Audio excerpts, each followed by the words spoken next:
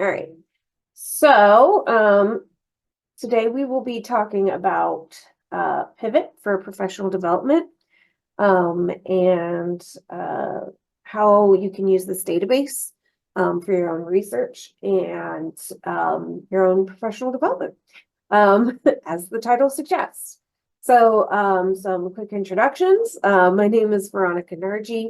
I'm a learning experience design librarian at UMA, and I'm based on the Augusta campus. And here's my email and contact information, as well as my team contact information. So today we are going to talk about Pivot. Pivot is a funding opportunity database. So what that means is that it is a collection of funding opportunities. So that definition, it is a wide definition. So that can be anywhere from grants, awards, scholarships, travel funds, other professional development like webinars, funding for micro-credentialing. There's also prizes. And it also is a place to search for opportunities, which I think is an amazing opportunity for faculty if they get a chance to do things like fellowships or visiting scholars. And there's even opportunities for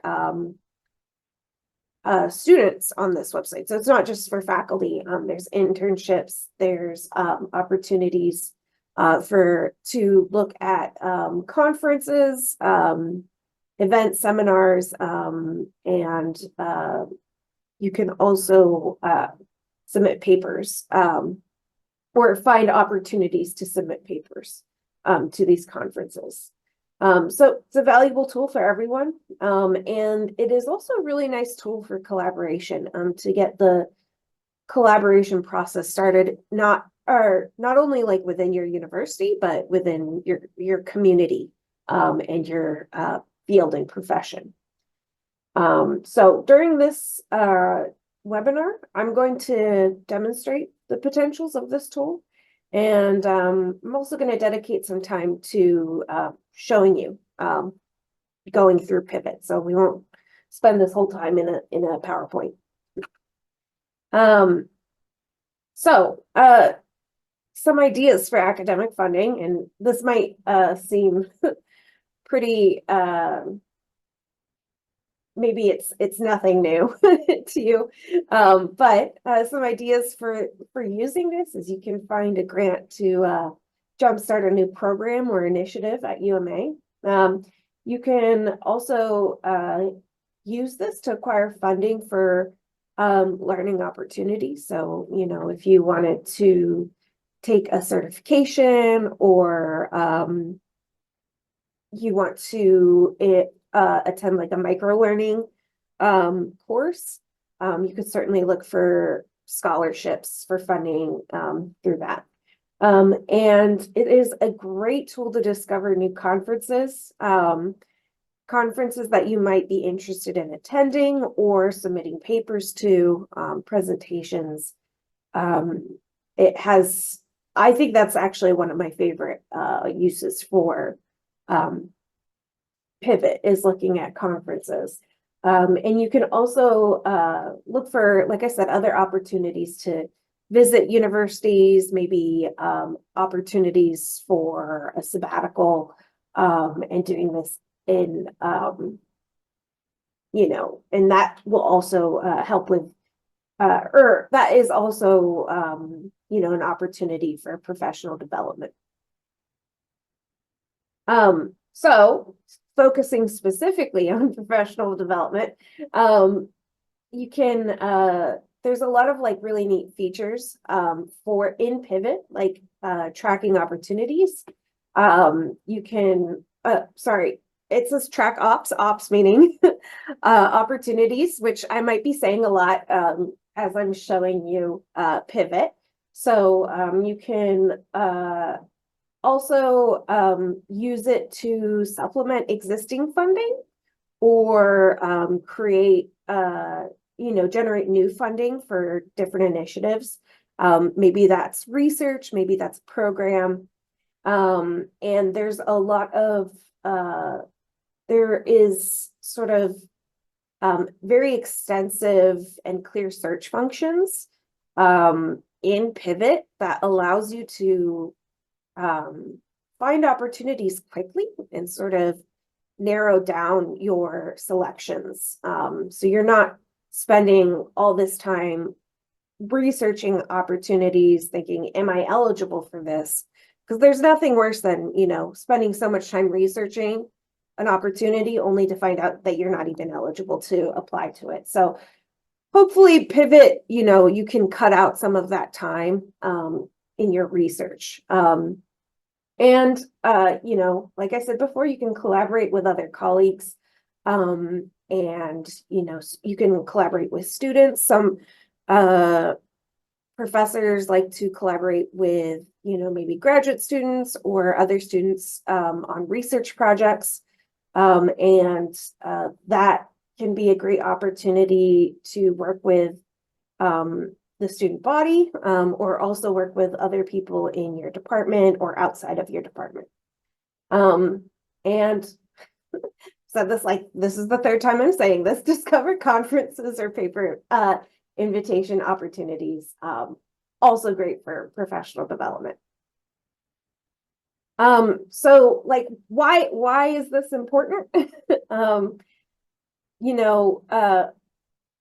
For me, the most obvious reason is, personal professional development. There's all these opportunities. This looks amazing on your resume, your CV.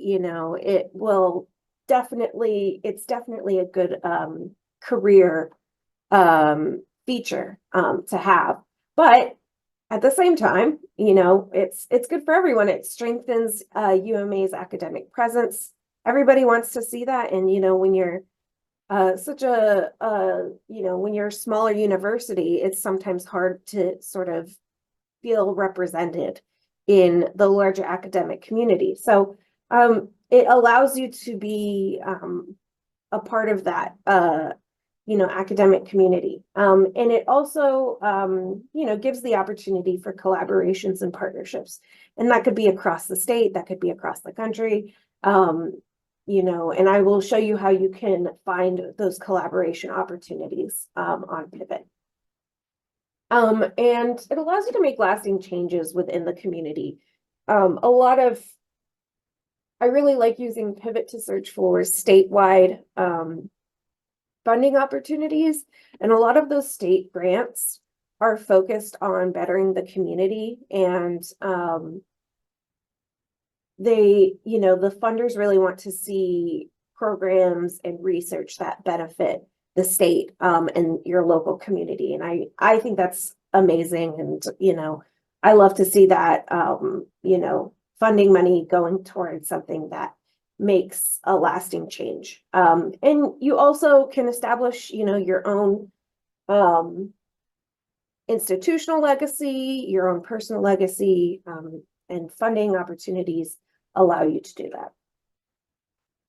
So I promise I will show you Pivot. I'm going to change my screen up a little bit.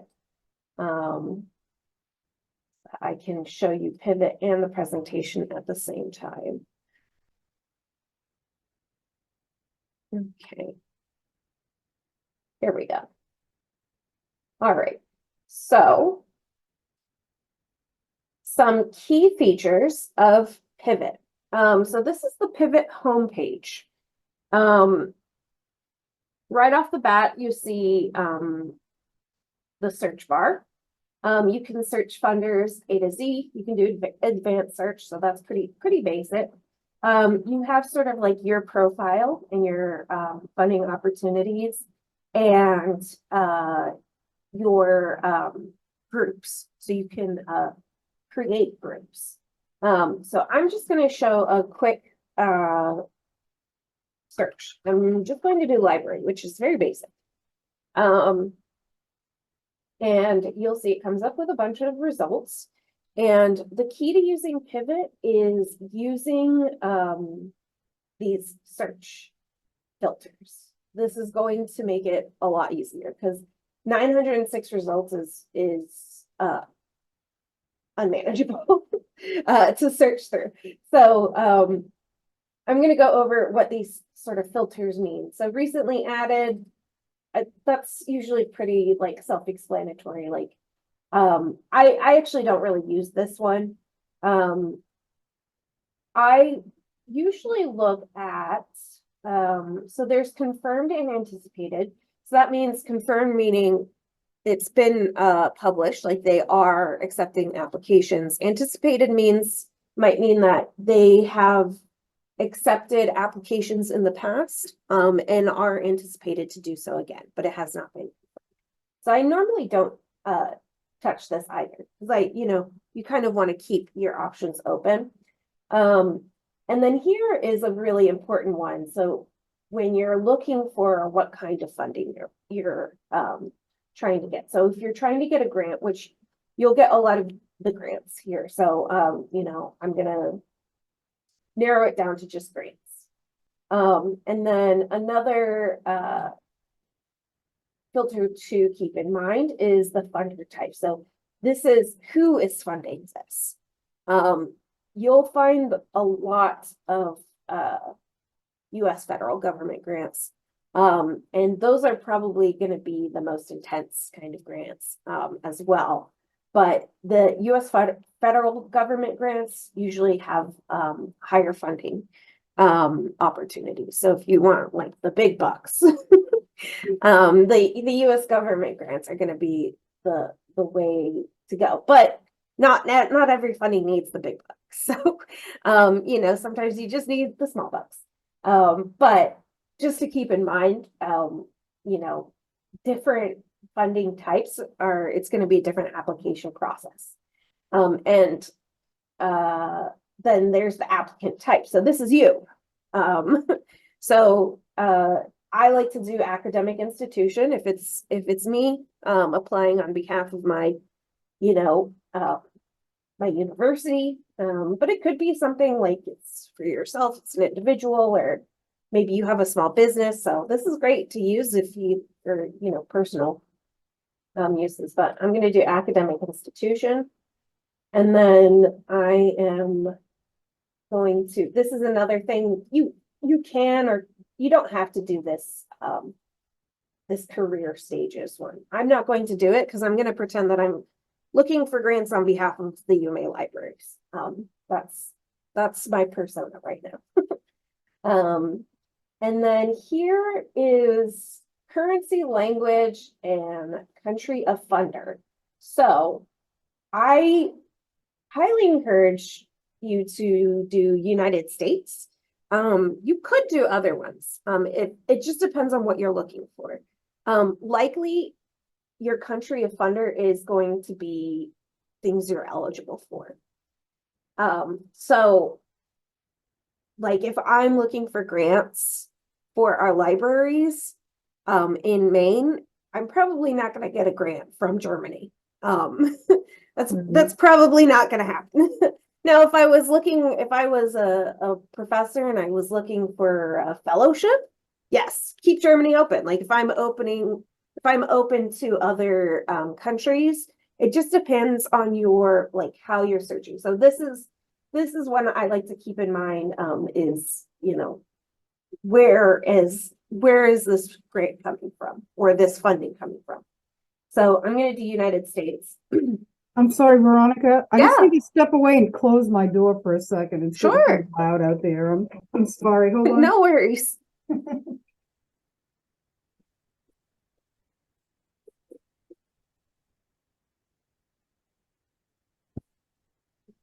All right. I should have done that first. That's okay.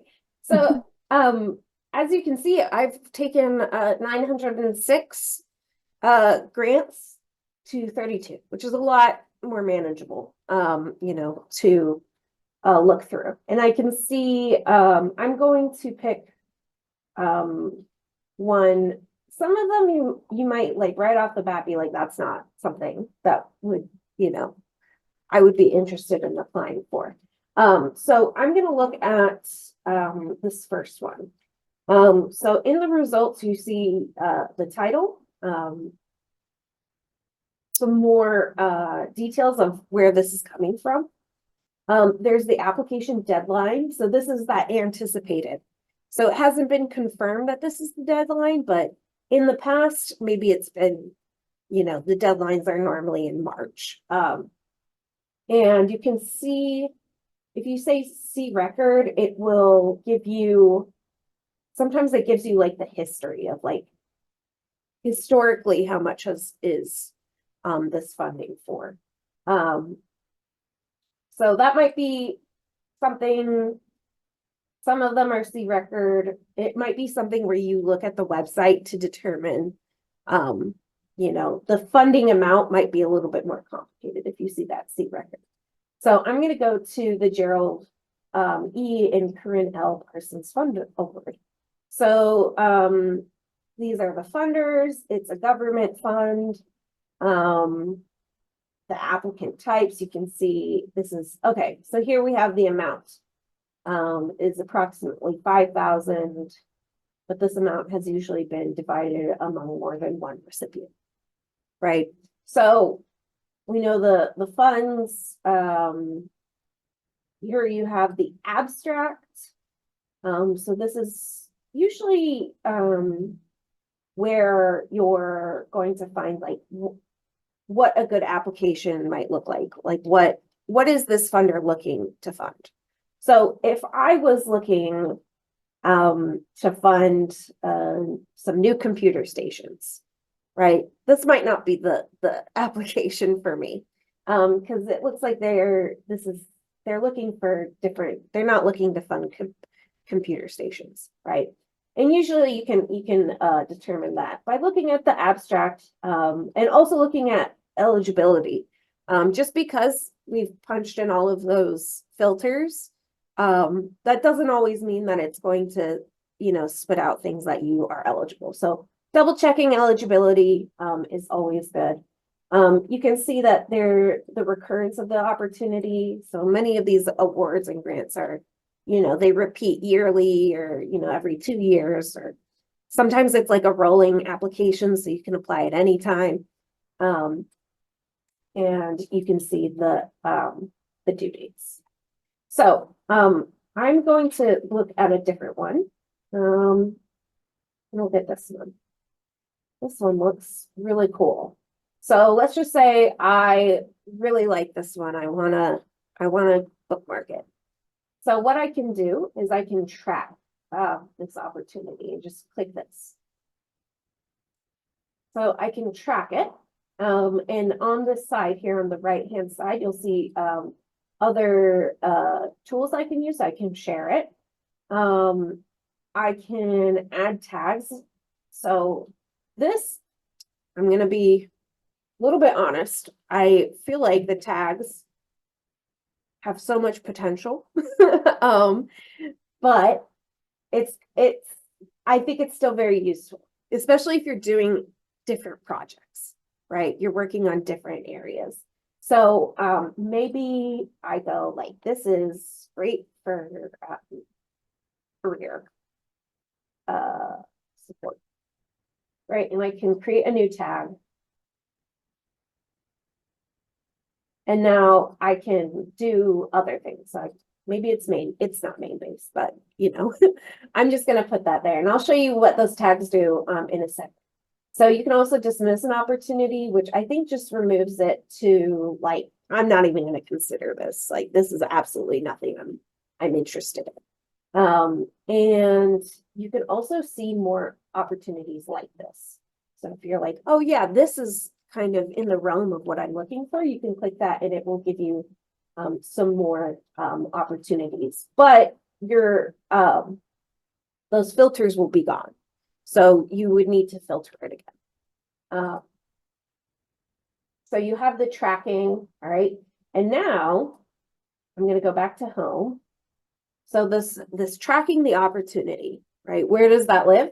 That lives in this tracked ops folder in the dashboard.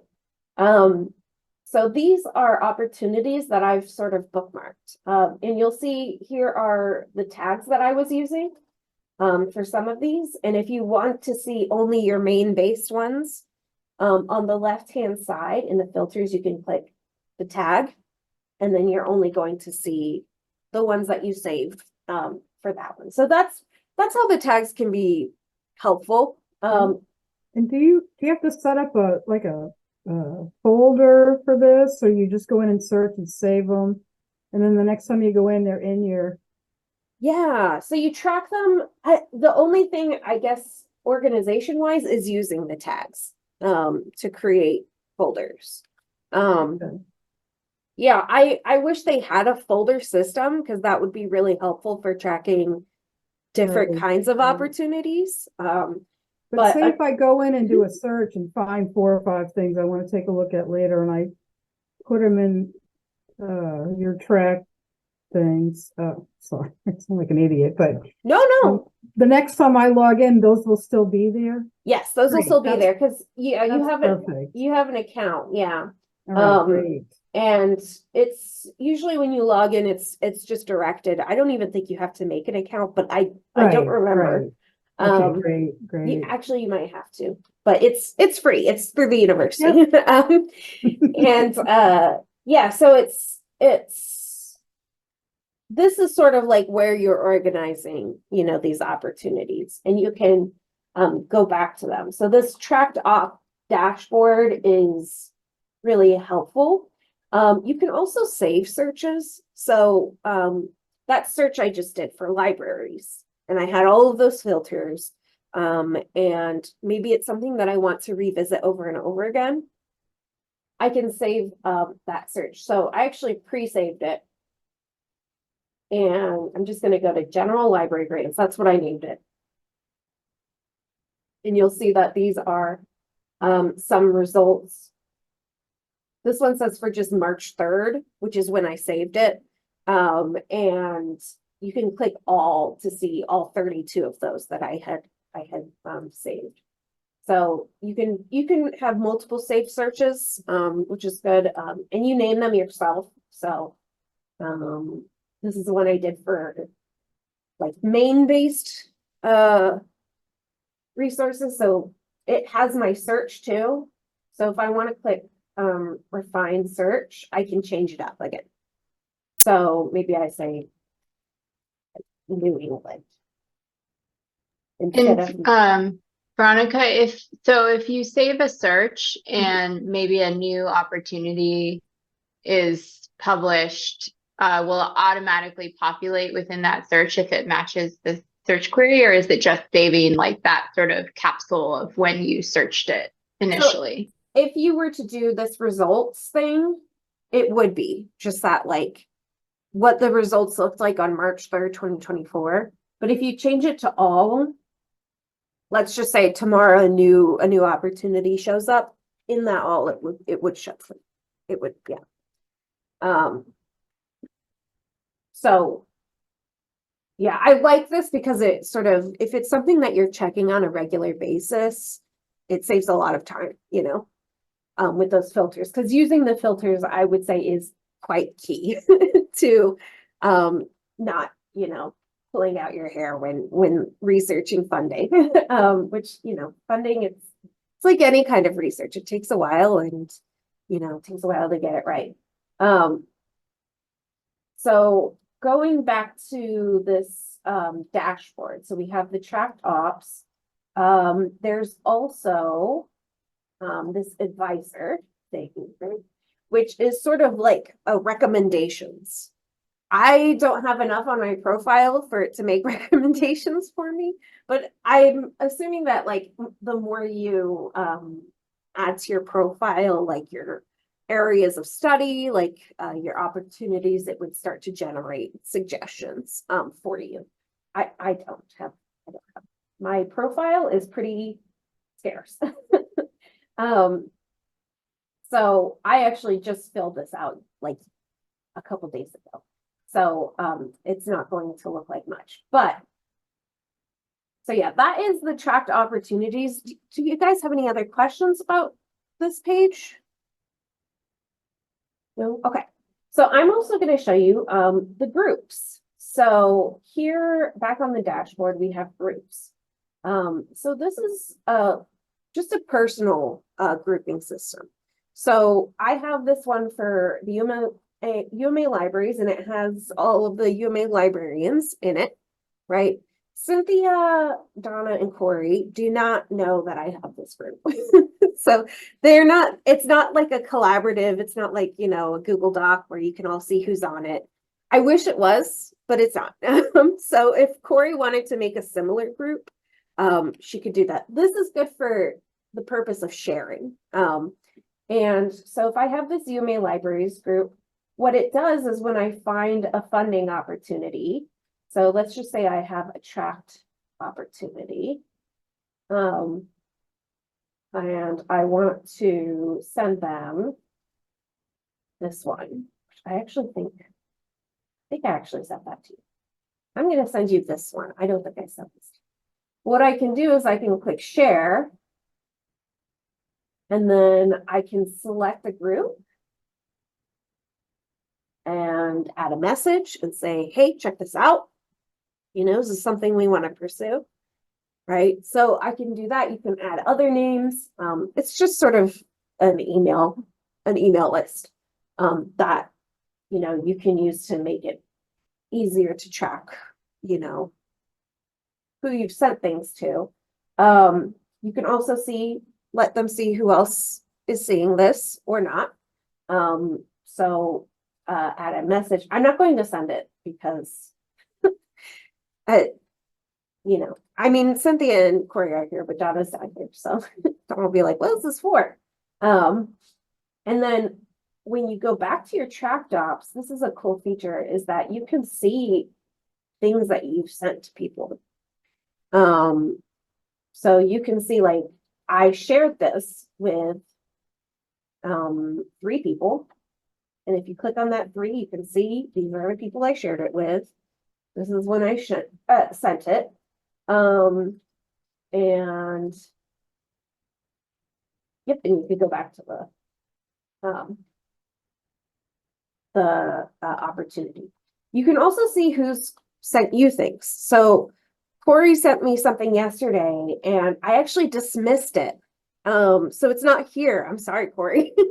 I had asked her to send me something so I could show you this in the webinar, but I dismissed it, just coldly dismissed her funding opportunity. But you know, if you are working with people and you know you're collaborating on searching for funding, if they send you things, it pops up here. So you can see sort of what is being sent and received. So back to the dashboard. Another thing you may or may not use, I feel like this is something that might be used with people that are working with like graduate students or TAs or other research assistants, right? That might need access to your profile. You can grant people access to your profile if you'd like. You can add a proxy. And then this is in your preferences too. So when you go to my preferences, you'll see this. You could also set up your alerts. This is pretty helpful if you know you're not checking pivot every day. Like I'm not gonna check pivot every day, but I can have various alerts set up to show me things that I'm tracking. So updates to the opportunities I'm tracking. And I can sort of configure that here. And oh, this is some search preferences, which I haven't figured out how to change these, to be honest. So I'm not going to talk about that. And you can also search people within your university. So this is the like sort of institutional directory. So these are people that have they've activated their pivot accounts. So you can see who's in this program looking at opportunities. So if I go to, I'm gonna go to the ILS. And I can see, Donna, there you are. And So I can- it'll automatically populate whoever's in there? Yeah, so Oh, whoever great. is, yeah, and it'll say, I'm assuming you've maybe have gone in here before. Maybe. Maybe. Yeah. I think it only does that if you've gone in and set up. Oh, your okay. account. So yeah, it looks like you have, and it has like your and you can customize this. You can email somebody. So if I go, oh, I see Donna's on Pivot, right? I could send you Right. an email. And yeah, it's cool because you can see who is using Pivot. Yeah, Um, great. and yeah, and some people have more information than others. You can also look outside of your organization. Mhm. So let me see. I'm just gonna do, let me see, let's me look. So here are I looked up Smith, random person Smith. And I can do outside my institution. So maybe you saw somebody at a conference and you want to see sort of their profile. You can do that. Felicia Smith. And some people have, like Felicia here has a really great profile. They have their orchid profile. You can put your Web of Science research ID. You can really tailor this so that it gives people more information about, your profession and your expertise. So this is a nice resource as well with finding collaborators that you might be interested in working with. And oh, the other thing I wanted to highlight was the conferences. So here are the there's sort of like a list of conferences and you can search them by subject. So if I am interested in library science, and we're all librarians here, so I can look and see sort of different conferences. If they're accepting papers, you can see when the conferences are taking place, and where they're taking. Like this one is in the UK, so I could click on this. It'll give me the conference page, homepage, and some various other information about the conference. Yeah, so it's a really great conference discovery tool as well. And you can also see historic grants, so grants that have been awarded in the past, the winners of those awards, and that can help you with the application process and determining whether or not you want to apply for a grant. So you can see different grantors or different funders here as well. And yeah, there's this also, very interesting pie chart for it's a cool visual to see where the money is going, for funding. So if you're in natural and physical sciences and mathematics and technology, that's a great field to be in for funding. But yeah, I think, let's see. Oh, the other thing I wanted to show you, which is really helpful, is when you go to your tracked opportunities, if you go to the top right corner and click calendar view, I'm going to do the entire list because I only have 14. You can see deadlines for grants. You can download this and upload it to your, personal calendar. Supposedly you can subscribe. I've been having trouble doing that. Whenever I click it, it just doesn't do any, but I can download it. Supposedly when you subscribe, you don't have to keep downloading it, and it'll just be updated regularly for the deadlines. But yeah, I really like this because you can see what's coming up, how much time you have to apply for these grants. I'm going to stop sharing because I believe I showed you everything that I wanted to show you. But oops, let me share again. So just to recap, some tips for using Pivot. Like I said, utilize those search filters. That is going to be key in your search. And narrowing down your research, and configuring the alerts using the deadline calendar, making sure that those alerts are sending you emails saying like, hey, this deadline's coming up, or this grant opportunity has just confirmed their deadline. So those deadlines can be, or those email alerts are really helpful. And yeah, definitely search by funder type is also really helpful. And I always like starting with a wide search and narrowing down. That always is just, if you're finding that you're not getting any results that are matching, your goals, maybe make it a wider search. But start big, then go small.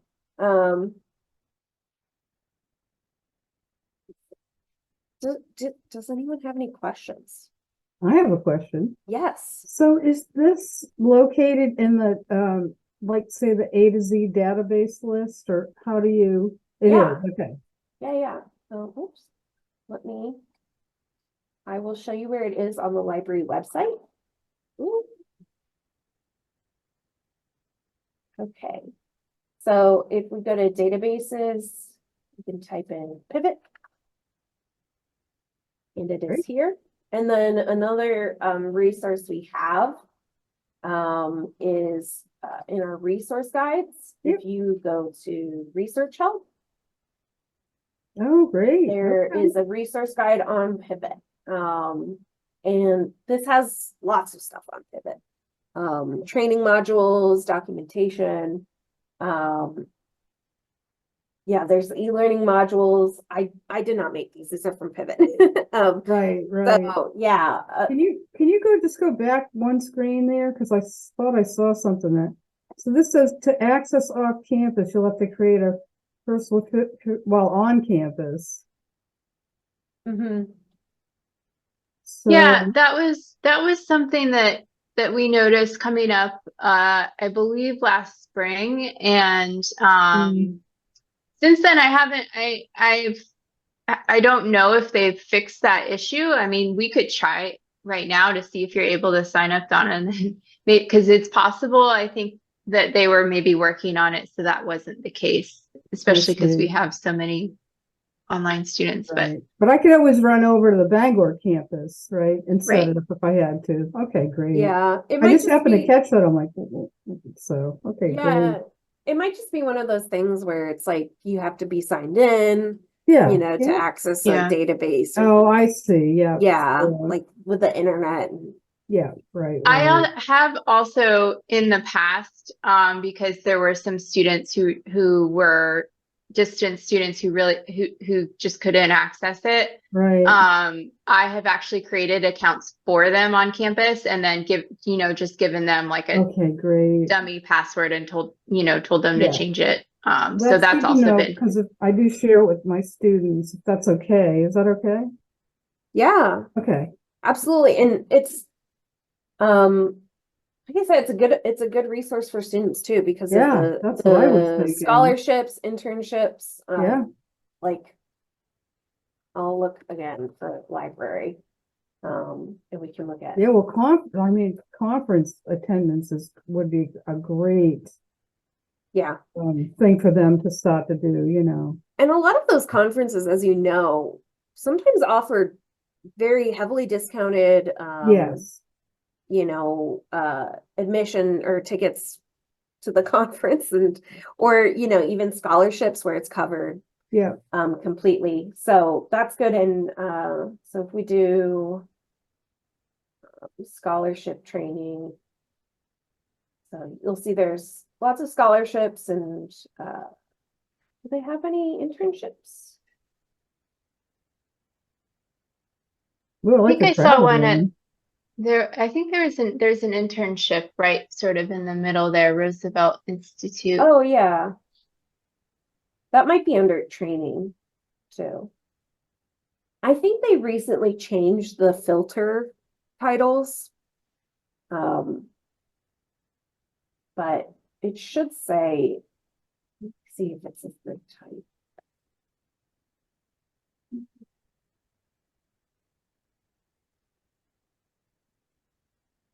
It's not.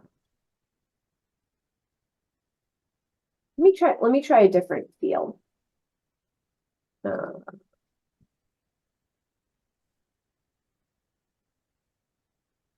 Let's do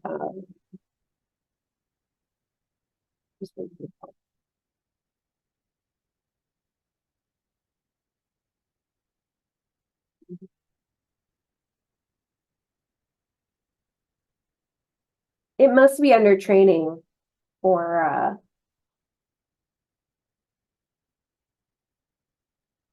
yeah, it's probably under training, the internships. I think it used to have a dedicated search or filter for internships, but I think it's maybe under training now. But it's certainly something you could put in the search function too. I think that would probably help narrow it down. So students aren't looking through, you know, 1,800 results. But yeah, it's definitely a great tool for students as well as faculty and staff.